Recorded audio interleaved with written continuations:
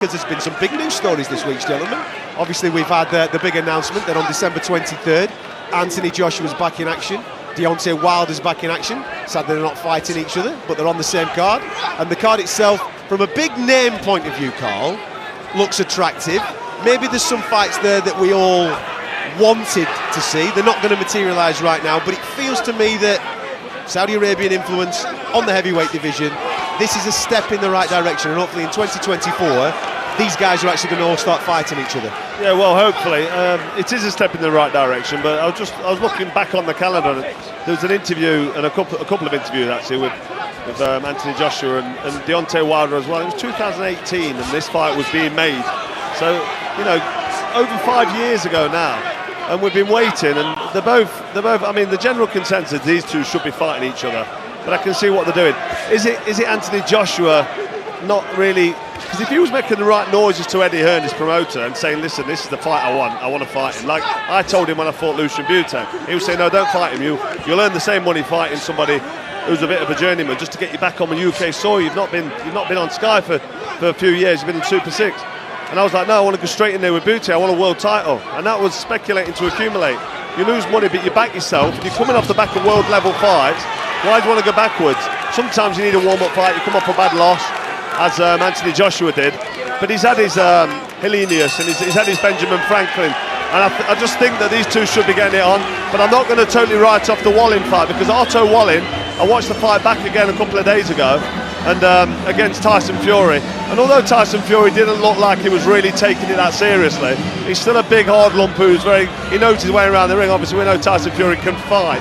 And Wallin gave him fast hands, lots of variation. He took the power of the punches, and he's quite clever up close, Wallin. So this actually could be a bit of a banana skin, a bit of a nightmare for Anthony Joshua if Anthony Joshua's not backing himself and he's tentative and lacking belief like we've seen in his last couple of fights. So maybe it's the right thing not going straight in there for Deontay Wilder, but it's world level boxing, it's heavyweight boxing, that's what we want to see. But I think we all know why it's not happening, and that's because of the Saudi Arabian money that's been injected into boxing. And I feel like they're just squeezing every last bit of juice out of that money before the cash out, I think. I mean, because it's a dangerous fight for AJ. Absolutely, it's a dangerous fight, and Wallin will be coming in with a boatload of confidence. He's coming off the back of a great win against Murat Gassiev, and he now has an opportunity to really punch his ticket, because there's a lot of chat that the winner of this fight will probably fight Filip Bergovic for maybe a vacant strap off the back of the undisputed fight, because the IBF will say, right, we want our number 1 and number 2 to be fighting now. Unfortunately for Otto Wallin, he became the chairman of the Who Wants Him, Who Needs Him club after that Tyson Fury performance. I think Tyson thought he only had to turn up to win. We remember the cut over the right eye, I believe it was, and it was horrendous, wasn't it? 50-odd stitches he had in cut. Should have been stopped. He was very fortunate it wouldn't stop. But what Otto Wallin does, and does so well, he knows how to fiddle his way around and win fights. He knows how to nick fights. You know, he done it against Murat Gassiev. You know, Gassiev started the favourite, heavy-handed, moving up from cruiserweight. But Wallin's not the biggest heavyweight either, but he just knows how to fiddle his way through. Keep going, Spence. It's all right. Sorry, we'll talk about that in a minute. Sorry, I thought you was going to pick it up. We've got Harry Scarf on the floor, but I don't think it's being given as a knockdown. He stumbled down, and it's taken him some time to get back to his feet, helped up by Howard Foster, who's having a word with Echo Esserman, telling him to just keep it clean. Esserman, a little bit desperate at this stage, I think, trying to really muscle his way into the fight, trying to turn it into a bit of a brawl and let his power, maybe his superior power, show.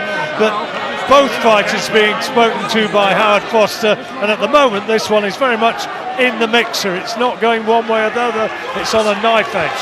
As you were saying, Spence. Yeah, so it's dangerous. Listen, it's a dangerous fight for Anthony Joshua. It really is. I've taken Otto Wallin on the pads, actually. I've trained him a little bit, and he is a slippery guy. He knows his way around the ring. He's got great ring craft, and if you let him get into a rhythm, he's very difficult to beat. They boxed twice as amateurs, and Otto Wallin narrowly lost both of those in championships, but he's coming here full of confidence. He fancies it. He feels that Anthony Joshua mentally, not physically, mentally, is not in the right place. He doesn't think that he was the fighter he was back in 2015, 2016, when he won the world title, and this is what he's feeding off. This is the danger, and this is where fight fans get frustrated, isn't it? Because we can all see what is happening, and hopefully we will get to see eventually Anthony Joshua versus Deontay Wilder, because it is a shootout. But why kick it down the road and present a banana skin that would quite obviously prevent the fight that we all want to see happening? And then you just mentioned Hrgovic there, so that may delay the fight with Wilder even more, and then we're not seeing what we want. And then you've got Frank Warren, who's got the audacity to tell us it's for the fans, and it's not for the fans.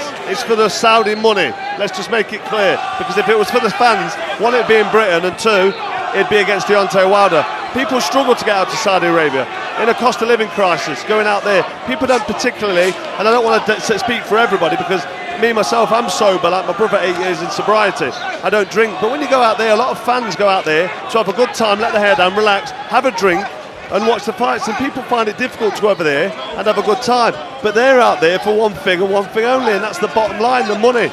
And it's frustrating. Listen, when the card was announced this week, I was incredibly impressed with a couple of things. The promoters all finally working together. I know why they're doing it. There's a few quid on the table. I understand that, and they all want the piece of the pie. But if we're satisfying greed and ego that way, that's fine with me, as long as we're going to get the fights that we all want to see. There's a lot of big names on this card. It's just a shame that they seem to all be in the wrong fight. Wallin Parker's a great fight if you'd have put that together. AJ versus Parker, you could have put Daniel Dubois in with Hrgovic, because for me, I've got very strong feelings about Mr. Miller and what he got up to a couple of years ago with his performance-enhancing drug antics. And you've also got another opportunity there for maybe McMahon to fight Frank Sanchez, which is another top-quality heavyweight fight. Yeah, my understanding is that AJ and Deontay Wilder have signed a free-fight deal with the Saudis, and I think that free fight is obviously boxing separately on the 23rd. Then they box, it's rumoured March the 9th, they box, and depending on how that goes, the rematch is there as well. So depending on how that goes. Well, if someone gets flattened in a round, there's no appetite for it, I suppose. That's probably where it's at. But I think that what the Saudis are doing with this big deal on December the 23rd is all these fighters that are on there. It's going to be a long, maybe 24-month period where they all box each other, and because the titles are going to become fragmented after that undisputed fight, the titles then go away. Otto Wallin goes in against Philip Hrgovic for one of them. Anthony Joshua's number 2 now, isn't he, with the WBC? If he beats Wallin. If he beats Wallin. But what I'm saying is that there's going to be a lot of titles up for grabs over the next 24 or so months, and I think that's the idea of getting all the top heavyweights on there now, showcasing them, and then watching them all box for the titles. All right.